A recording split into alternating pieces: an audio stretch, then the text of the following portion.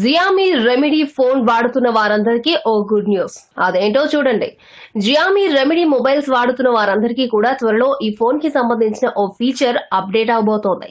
ఆ ఫీచర్ ఏంటంటే ఆండ్రాయిడ్ నాగౌట్ ఆధారంగా పనిచేసే MIUI 9 ఆధారంగా పనిచేసే టెక్నాలజీ రిలీజ్ చేయబోతోంది.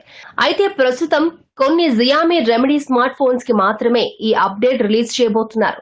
ఈ MIUI 9 లో split screen, picture in picture out వంటి ఆప్షన్స్ రాబోతున్నాయి.